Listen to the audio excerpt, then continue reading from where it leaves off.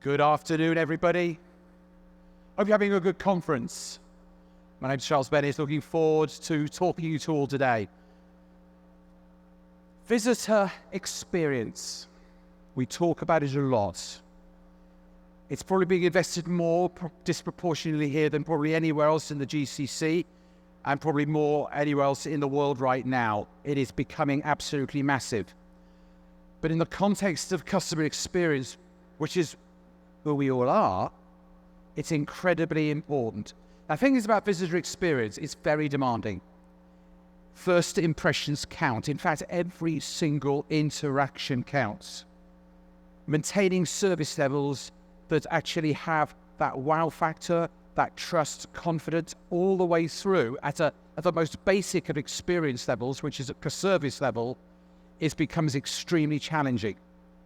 But the other flip side of it is what we can do with technology and to create the ultimate wow experiences. And it's those wow experiences where we can start to bring technology and us traditional approaches together. And I'll give you an example. We go using a standard rip and mix, which comes out of the design world. Innovation where we take mix what VR, virtual reality, can deliver in the context of the old-fashioned fairground. Breathe new life into that very expensive old-fashioned infrastructure to create something which is modern, cool, wow. It becomes extremely exciting. I would go as far as to say that great visitor experience is going to be part of the pioneers of what customer experience could be. And I'm delighted today we're going to have, this is going to be a little bit more of what I would call a fireside chat rather than a pure panel. We're going to deep dive into this subject a little bit more. I want to start off with one of the most important subjects we're facing in KSA right now. And that is about how we're going to promote new business organizations to be coming in. We know areas like the UAE have done it incredibly well. We're very, very fortunate that there is a visitor experience component embedded right into it. Joseph, I'd like to kick off with you, sir. Welcome. Thank you. I'd like to perhaps just talk us through a little bit of that case study, and then we'll dive in further. Well, thank you, Charles. Thank you, Jess, for being here. Actually, what I would like to discuss today with you is it's not like simple case studies, it's more like a trend that's becoming in the UAE, and I can see that this is coming in the near future here to the kingdom. We have been facing a lot of new projects where the client, mainly the free zones, are coming to us and saying, you know what, I want to turn from a regulator, the way that people see me, from dealing only with B2B into more like a community. Because most of the free zones, they are not only offering business or offering business setup, but you have the restaurants there, you have the malls there, and more importantly, you have the internal business. So you want to make sure that if you're going there to open your business in that free zone, if you want to address a lawyer for your papers, why not use some of the other businesses that are already in the free zone? And basically, it's shifting the mindset of the people or the stakeholder at the free zone to start dealing, instead of dealing with B2B, start dealing with B2C and offering different personas to whoever is visiting the free zone, for example. Whether you're an investor, you have to see something different, whereas that if you're, for example, an employee at this free zone where you want to use the facilities of the free zone for your daily life, for example, ordering the coffee instead of going to a Kareem app or a Talabat app or a Deliveroo app, why not using the ecosystem that is inside the free zone? And the same apply as well for the tourists. If you're visiting the free zone, you want to get the most out of this, and instead of going, for example, to the restaurant website to book or to check the menu, for example, why don't you go to the digital channel of the free zone itself? And I find that really, really interesting, because what you're starting to move towards, it's not so much a free zone to say, I'm a facilitator of creating a business or creating a business that can do business here or overseas. You're facilitating a lifestyle. So effectively, just looking at Maslow's hierarchy of human needs, adapt it, at the top is not self-actualization, but living your best life. That must be quite a challenge, because that goes quite a lot further than the traditional visitor experience. Living your best life turns the program into something massive. How have you adapted to that? You will have multiple challenges, and one of the, I would say, the challenge that we face mostly is getting the internal stakeholder at this free zone or at this agency or at this government entity, for example. You need the buy-in of the different stakeholders, because at the end of the day, it's not an IT project, or it's not a marketing project, or it's not a digital office project. It's making sure that all these different stakeholders are willing with that, and they are okay with that, and they want to embrace this change. The other one is, because you're dealing with different parties, is you need to capture the data from this different party, and you need to properly reuse this data and properly activate the data in the different channel. For example, and if you go back to the restaurant, if I am a tourist that went to this app and booked in that restaurant, I want the hotel that is within my community to know that Joseph has been visiting us for a day or 2 or 3. Why not? Joseph is coming from abroad, because based on the data we have, why not offer him one night in one of our hotels instead of Joseph going to somewhere else? I couldn't agree more. And as you were talking, the need for these journeys to be very seamless. And I know we talk about technology as being driving A, driving B, driving C. It doesn't happen like that. Technology is very much an enabler. And I keep on coming back that to make great visitor experience work, design is absolutely at the center. But before I dive into it in the how, design is an area of CX which still needs to be, I would say, utilized more. To me, it's almost like a silver bullet. It's something which you can take beyond. Hamad, can you talk a little bit, perhaps illustrate a little bit about exactly what this, I personally find, this incredibly exciting world of design is all about, and then we'll align it back into technology and VX. Sure. Thanks, Charles. I'll do my best. All very good points so far. Okay, let me frame this a little bit, through my own experience as well. So I've worked in different forms of design and experience for over 20 years. And in that time, I've applied the mindset and the skill set of design to different forms of experience as experience has matured as an industry. So that initially started out in digital experience and UX. It then evolved to customer experience, visitor experience now. And in fact, more recently, what I'm focused on is life experience. So your point about designing lifestyles is very true, and I very much believe that as well. And design, the reason we talk about design in the same breath as technology is because design, I believe, is what is the golden thread that stitches it together. It's the glue, if you like, because technology, creates capability, opportunity, and enhancement, as does data and insight, as does measurement, and many other things. But it's through the use of design, both as a thinking approach and as a visualization approach, is how we can bring all of that together more neatly. And so, using design is what has allowed me to say, okay, we're looking at technology from a UX perspective. So we're designing 20 years ago, the first generation of websites and portals, and then e-commerce through to social media and online marketing. Then we're designing customer experiences. So we go more into personas and journeys, and what are the technology touch points that either can exist or do exist that can be, elevators or enablers of that experience.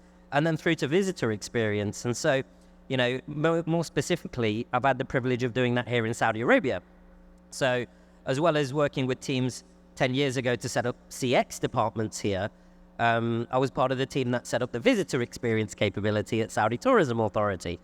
And so the VX journey, I think, is probably one of the most exciting journeys because it's the most, impactful and meaningful to us as people, because we love to travel and we're global citizens, and whether it's for business or whether it's for pleasure.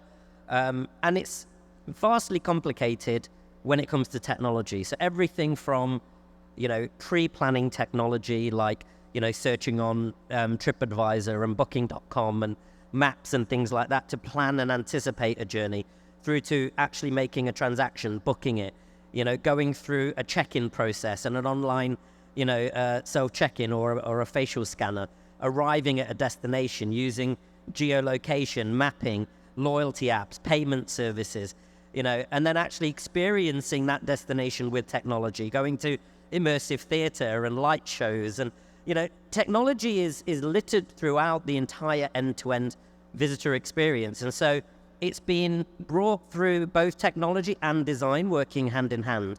And I think what's exciting in the kingdom is we were able to really leapfrog what has been done before and take advantage of what happened around COVID and the disinvestment in tourism particularly, and that next generation of innovation. And for Saudi Arabia to say, well, we're going to lead that then, because we're in a position to start when the world is going into slowdown for that. And we can see that, all over, whether we're designing giga projects, whether we're, creating Expo 2030, or whether we're getting ready to welcome the World Cup. So, that level of investment and thinking around how do we take what we know about the visitor experience journey, what do we know and take about technology that exists in that ecosystem, and take that to the next level. And I do genuinely believe it will be Saudi Arabia is where we will see that next generation of VX and technology, break that innovation cycle for the world to watch and learn from. You see, I absolutely concur. I mean, it means that Saudi Arabia has to become a genuine innovation hub. Yeah. But I want to just go a slight aside, and I'll come back to you, Joseph. But I would so for Hamad. There are a lot of people here who are talking about this fantastic world of customer experience. They understand basic customer journeys. They understand journey mapping. They've gone on data. They may have done a bit of research. They may have even done things like observation, ethnography, and they've done it quite well. And they'll use this to make what I call interaction management better. What's design going to give them that what I've just described cannot?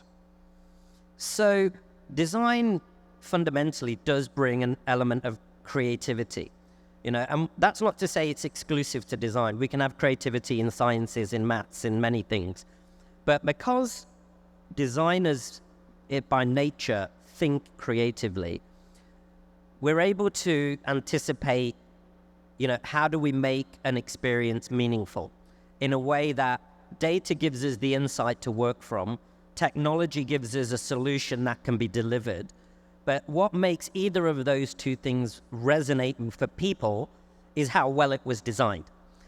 So often we don't notice design because good design is transparent, and we see it and breathe it every day. We only notice when something is badly designed, whether it's a badly designed chair or an entrance or a building or a plane or a product that we buy. And so I think whether it's brands, governments, any organization still needs to think about what does the role design play in their solution ecosystem. And it's often underinvested because we're quick to adopt technology. But I think all of us as individuals can see that we enjoy the experiences that are well designed most.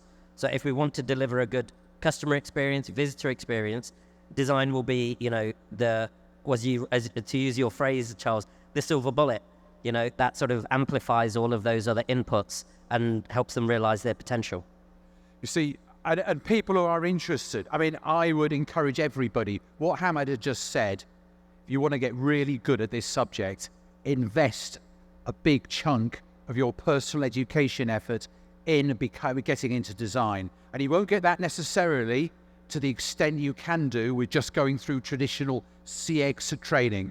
But you can go, if you start entering the worlds of service design and you bring data-centric CX and human-centric or design-driven CX together. And it is incredibly powerful. I want to just move on a little bit because I want to come back by the implications of what this is all going to mean to Saudi Arabia. And I'd like perhaps a few comments. You want to talk about it in the context of your example. We do need to create more innovation in the kingdom. There's the desire to be an innovation hub. What are your messages into Saudi Arabia based? You have had direct experience in UAE and other places on actually facilitating into a new country. In fact, what's been done in the last 10 or 15 years is what's taken 30, 40, 50 years. But underneath, it has come at a little bit of a cost. I'm thinking about the culture implications. I'm thinking about quite a few other implications. What messages would you have for Saudi government ministries that you have learned firsthand from your projects elsewhere in the region? Before I answer that, I couldn't agree more with Hamad, because at the end of the day, you can have the best technology in place. If it's badly designed, people will never use the technology, and then they will blame it on the vendor or whoever sold the technology. So as a first message, don't be, if I may say the word, cheap, but you have to invest in each and every design.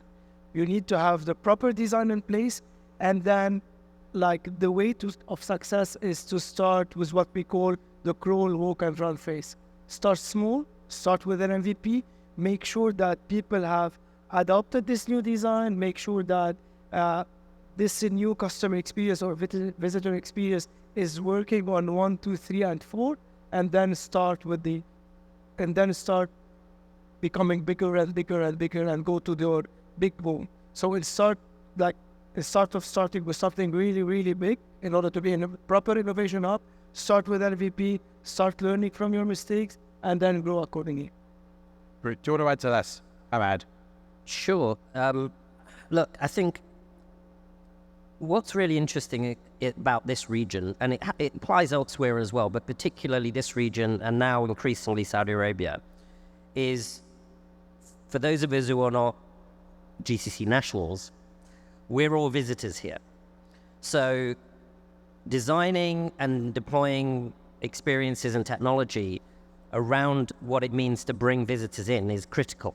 And as you say, Joseph, there's a symbiotic link between bringing in tourists and people who are just here to have a passive experience through to people who are here to do trade and build a life and invest and become a part of the society and part of the community, and then eventually deliver the visitor experience back to the next and the ongoing generation that continues to come. So, you can't do one without the other. And I think that's really where, yes, there are lessons to learn from other parts of the world, but what I take inspiration from, again, is the opportunity Saudi has to do it differently. And the thing that inspired me most to join Saudi Tourism Authority was they're not trying to be somewhere else, which is a common misconception. And we all know who and where we're talking about when we talk about regional competition. But actually, in all of the government entities, in all of the giga projects, and in all of the projects I've had the privilege to work with, the one thing that I found to be inspiring is this desire to be authentically Saudi. So actually, if you go the other way and you start speaking to the potential visitors to Saudi all over the world, and we've conducted surveys and focus groups and ground research on why would you visit Saudi Arabia, the overwhelming reason people say is to experience Arabia. And you know what's really interesting is you can't do that right now anywhere. Where is the authentic Arabian experience? It doesn't exist. There are small pieces of it littered throughout the region. But as a tourist, if I want to experience authentic Arabian culture, it's very difficult to do. And so what Saudi is building is that version of Arabia. And it has the rights to do that. It has the rights to be a leader. I think we know Saudi is the leader of our region. And to be able to create experiences that are delivered in a modern world through technology, to create and bring businesses in to deliver that tourism experience. It's not all going to be domestic, but doing it in a way that says, here's somewhere that you can do it differently.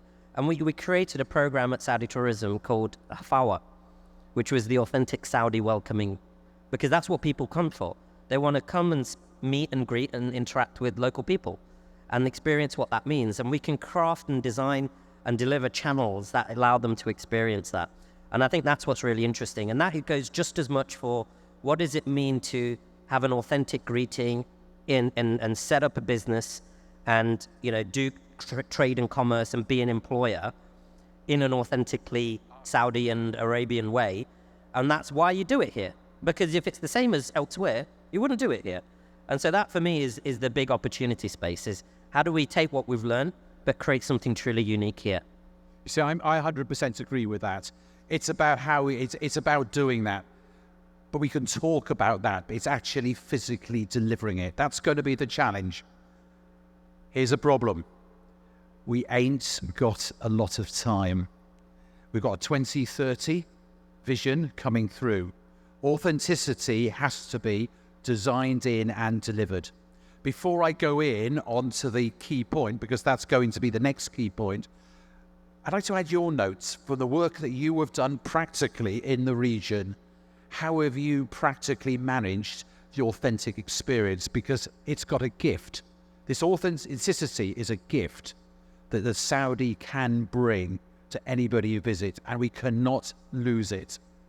And other parts of the Gulf have at least diluted it. What's your notes from what the work you've done so far about any practical tips to keep this in place? And it's not necessarily an easy question. Again, it all goes back to the design and the way you will sit with, like, as you mentioned about the Ministry of Tourism. So basically, you might have the best designers in the world, but they need to come, sit with the client, listen to them, listen to the different stakeholders, and give them exactly what they want. Because at the end of the day, you might be the best designer or you might be the best technologist, but you as a stakeholder will know about your stuff much more than anyone other. So you, by listening to your client, by doing the different benchmarking, by creating this focus group, this is how you will be able to give this unique experience to your client and to keep the authenticity that Saudi Arabia always have. Yeah, and I do concur. I want to get on to the second part of this question. And I perhaps want to bring it a little bit further out, because I'm noticing across the people in this room, there will be people in visitor experience, but there'll be other industries as well, be banking, finance, retail, aviation. There'll be a whole load of different industries in this room. Time. Now, one of the things I picked up earlier was you've got to have time to make this thing work. If you try and rush, you make the mistakes. Every interaction counts.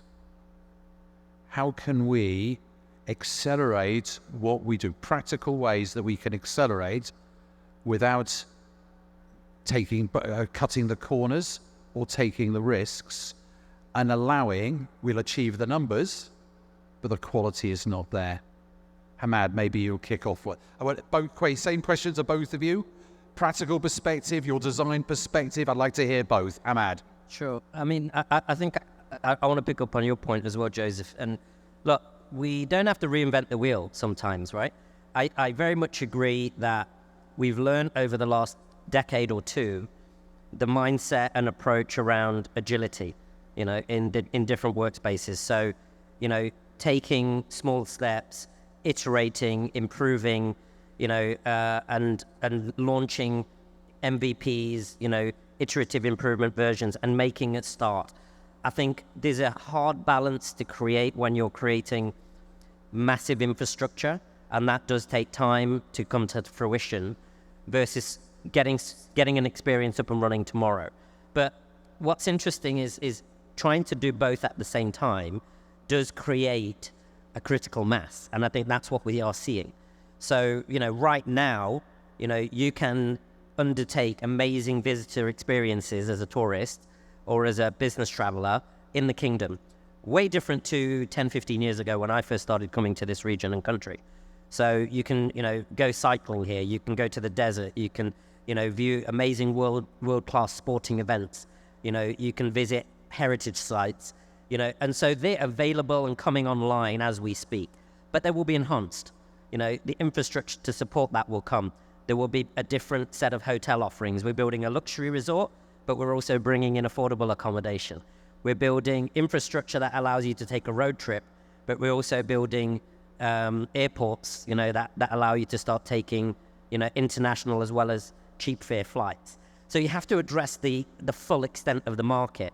And that only comes from multiple offerings. And I think if we connect this always back to how do you encourage business and enterprise to co-create that with you, it's about improving that ease of doing business, because they are the accelerator, that goes hand in hand with you. If you attract, new flight operators, new catering companies, new tourism brands, new retailers, new property accommodation, and therefore all of the staffing and the interactions that you need to deliver that experience, then that momentum gathers pace. There's no one answer to say, well, we have a 2030 milestone and we want to achieve that. It takes, an entire country to put that together.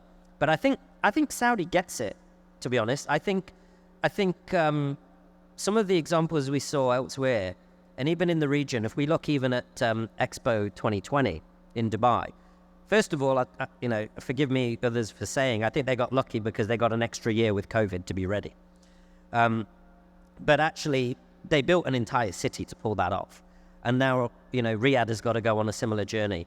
But what that means is it acts as a door opener for everything that I've just described, to say, how do we make a start today and build this up? It doesn't have to open in 2030. It can start opening from this year and the year after and the year after. And we can get there in a way that starts opening up that visitor, opening up that enterprise journey, and start landing and expanding. I think that could be the answer we should be looking for. Brilliant. Okay. At a practical perspective from your side, I've got two more questions. Before Joseph answers, by the way, I will, if anybody has got a question from the audience, I will keep an eye around. I will take a question, but I've got two more questions left after this. Joseph. From a practical perspective, we go back to the comment that Hamad gave and I gave, that you always need to invest on the design and on the strategy.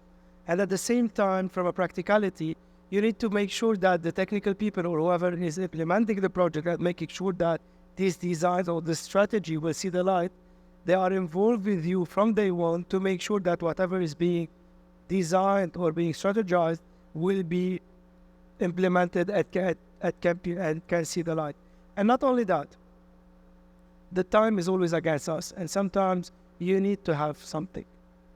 And this is where we go, that you should always invest on the strategy, you should always invest on the design. Probably you need to have the full design, the full vision on where you want to be by 2030, where you want to be when the World Cup will be here. But there is no harm in starting with MVP, so at least you can learn from mistakes and you can make things better, because, again, everything is pressing and you need to come up with something. So starting with these, for example, if we go back to these, to the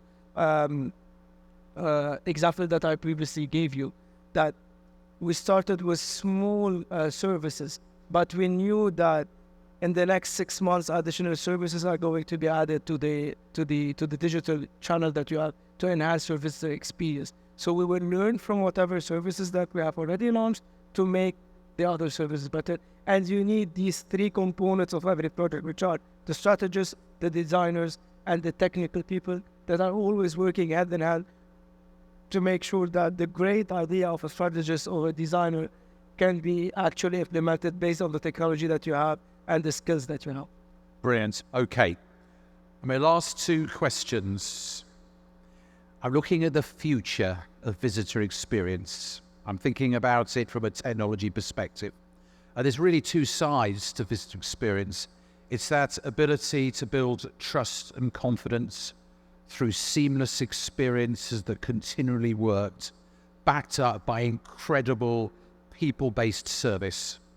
And that's something which gradually becoming part of is more and more. But there's also the area of visitor experience where there is the ever-increasing need for the wow.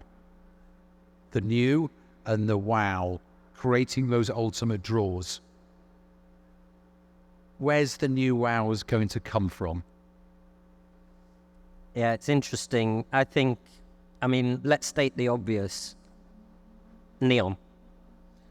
I think with NEOM, Saudi has taken what is potentially one of the biggest and bravest moves any country has ever taken, and said, despite the other things we're focusing on, when they are, such as authentic experience and building a story of Arabia for generations, they also recognize that the future has other avenues that we need to explore as mankind and open up the art of the possible.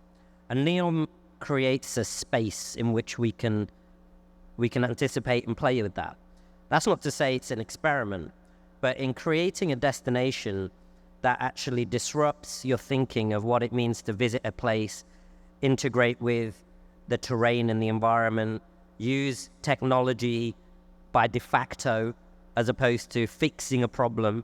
It's as part of the design and the creation of the environment from day one. So whether it's automation or whether it's, display, whether it's payment, it's a space where the world can say, this is actually what a technological future looks like right now. And then we'll keep building from that platform.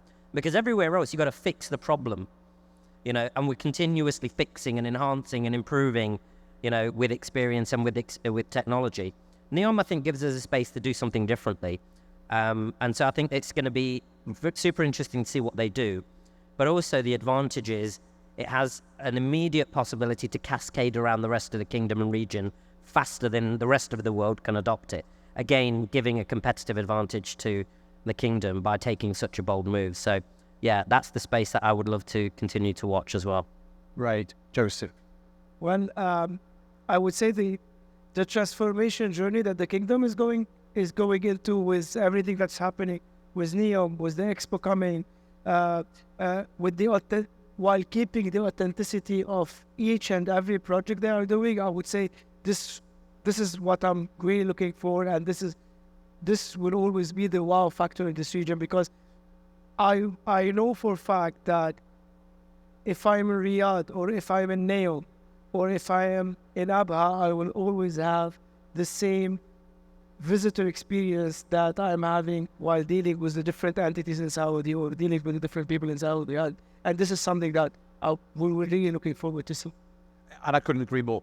The one thing I'd like to add to that, and it's a cultural thing, there is very much this desire to make everything work 100% right first time. The beauty of innovation is having that ability to experiment.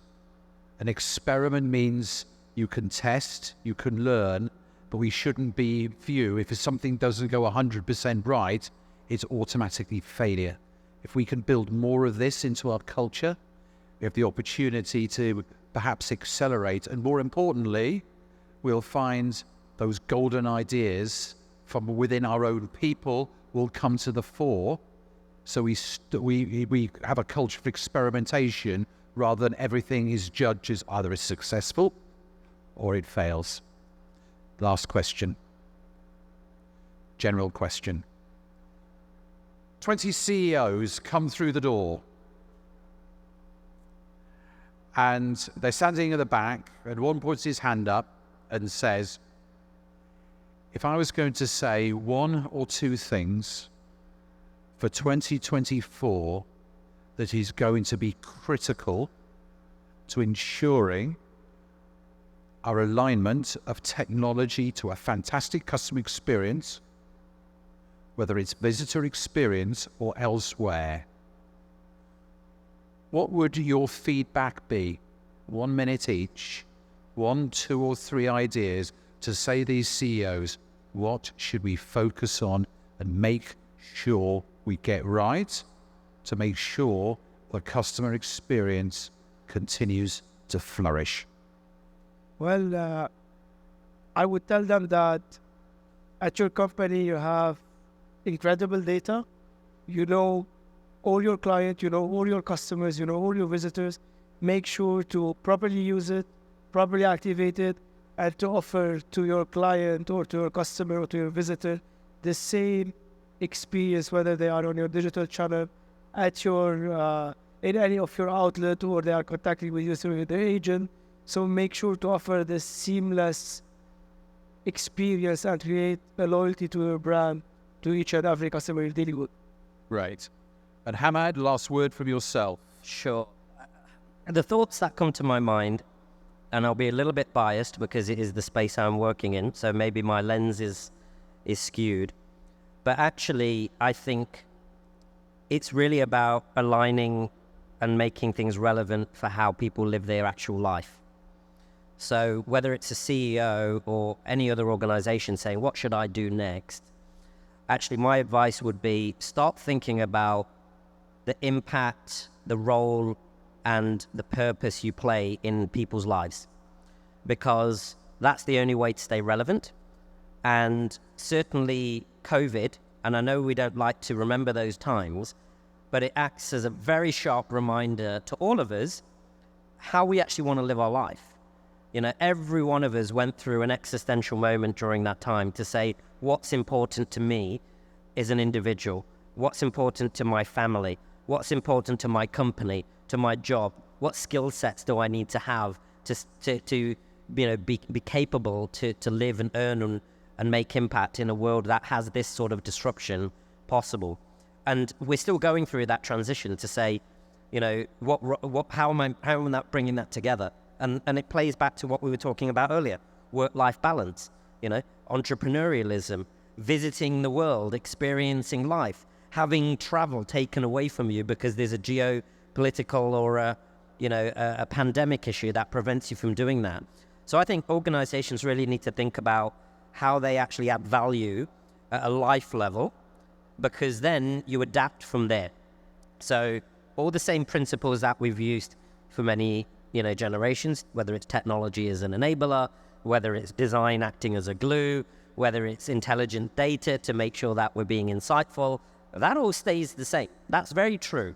And both tech and our knowledge of that is getting better. So we are getting better at doing those things as well.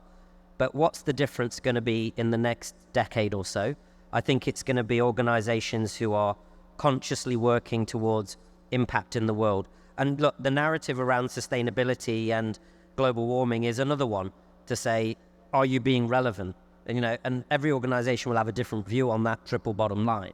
But these are all now the topics of the day to say, where do we go from this point of history?